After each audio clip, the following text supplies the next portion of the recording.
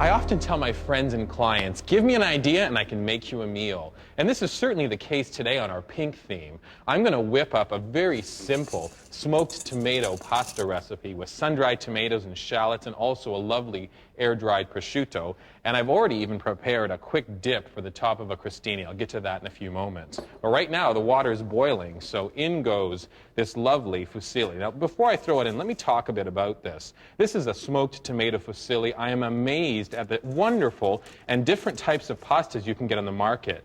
A green pasta is great if you're doing a green, like a spinach linguine would be perfect for a green dinner. Or you could find yellow. How about yellow tagliatelle? It's made with saffron or lemon, and it's perfect for a yellow theme. You could also pick up now even purple and black pastas. So depending on the color theme, pasta is a great way to start off your meal.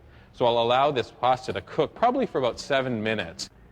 And now a quick stir of this wonderful pasta. I'll reduce the heat and start working on our cream pasta sauce. And you're going to love this. It's so simple. I'm using a Teflon pan, which is, of course, non-stick. It's perfect. And thank you, Mr. Teflon, for inventing Teflon pans. I guess this first ingredient is a shallot. Now, I'd like everyone out there to raise their right hand and promise me that the next time you go to your supermarket, pick up something unusual. If you've never used a shallot, you're going to be in for a treat. They're easy to chop, and the nice thing about shallots for this recipe is that they're sweeter than an onion and also have that lovely pink hue, which is what we want for our pink pasta dish.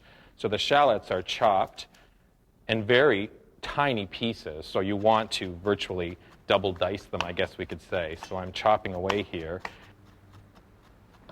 I now add the shallots to about 2 tablespoons of an extra virgin olive oil. So I'll put that in there. Let me give it a quick stir just to make sure that all the shallots are going to get the same wonderful attention. Now I'm going to incorporate these sun-dried tomatoes. These tomatoes came dried, and I've soaked them in hot water to bring back the moisture. But they're also available in an oil so that they're a little bit easier to work with. You don't have to soak them. But I like to use the dry ones that you then soak in water because they're less fat in them, and they're nicer, I think, flavor-wise as well. So I now chop the sun-dried tomatoes. I wonder why they're not moon-dried. Why can't you get like moon-dried tomatoes? Okay, I'm adding the tomatoes now into the skillet, and I'm going to give them a quick stir with the shallots, which are already cooking. Now for our red ingredient, I'm going to be using a nice, thick tomato sauce, about a cup.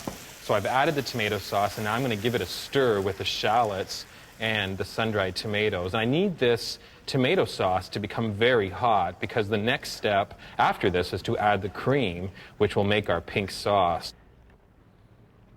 And now I'm adding half a cup of cream. And you need to stir it quickly because the cream needs to cook at the same time as it's going in. I'm using a 10% cream here, and you'll see that the more or the little I use is going to define the color of this sauce.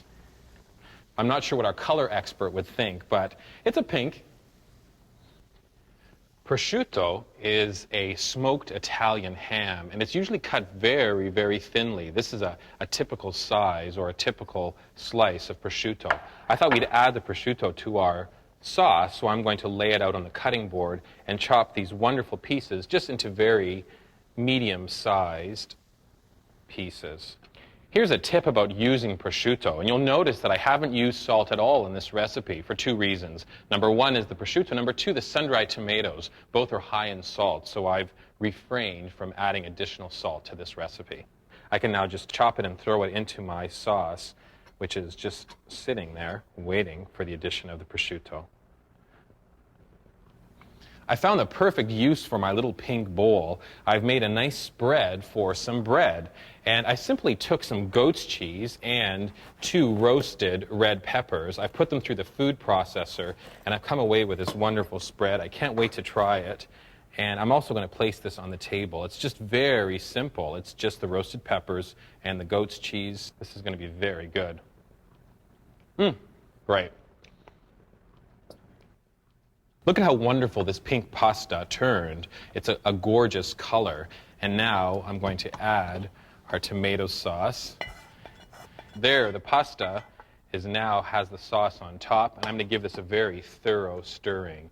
And again, there's that wonderful pink color coming through. Our pasta looks lovely.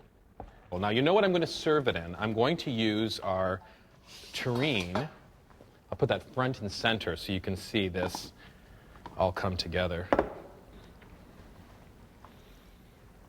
Oh, it looks very nice. It's a very simple pasta. This is meant to be done 1, 2, 3. Last thing is the garnish of pink peppercorns, and it's wonderful. The pink peppercorns grow on a bush, and this was what they look like when they're first harvested, and this is what they look like in a pepper mill. So I'll simply start with, I might actually just dot the top of the pasta with a couple of these beautiful peppercorns. Now, if you're making a green pasta, use green peppercorns. If you're making a squid ink pasta, use black peppercorns. And that's the final garnish, a wonderful pink pasta for our pink table.